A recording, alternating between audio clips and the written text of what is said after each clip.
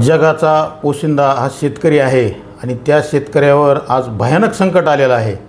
त्या संकटाला तोंड देण्याची ताकद त्याच्यात राहिलेली नाही। त्याच्यामुळे आम्ही राष्ट्रवादी काँग्रेस पार्टी शरदचंद्रजी पवार गटाच्या वतीनं या झोपलेल्या सरकारला जागा करण्यासाठी या जिल्ह्याचे खासदार बजरंग बाप्पा सोनवणे, केज मतदारसंघाचे माजी आमदार पृथ्वीराज साठे, परळी मतदारसंघाचे आमचे भाऊ राजेसाहेबजी भाऊ देशमुख व आमचे सर्व पक्षाचे पदाधिकारी यांच्या वतीनं आम्ही उद्या शेतकरी जागला पाहिजे याच्यासाठी एक रुग्ण मोर्चा काढत आहोत। या रुग्ण मोर्चाला आपण सर्वांनी सहभागी व्हावं ही विनंती करतो।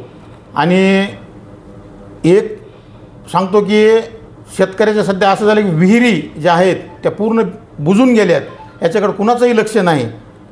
पुन्हा शेत पूर्ण खरडून गेलं आहे, त्याच्याकडे कुणाचंही लक्ष नाही। फक्त सर्वांना एक आव्हान करतो की शेतकऱ्याकडे तुम्हाला बघायचं जातं त्याला अन्नधान्यापेक्षा त्याच्या विहिरीची आणि जमिनीची फार गरज आहे, कारण ती जमीनच खरडून गेल्यामुळं तो काहीच करू शकणार नाही। त्याच्यामुळं उद्याच्या मोर्चामध्ये एक आपला पोशिंद्यासाठी प्रत्येकानं कुठल्याही पक्ष जात पात नाही पाहता सर्वांनी उद्याच्या मोर्चात सहभागी व्हावे हे असं मी आवाहन करतो।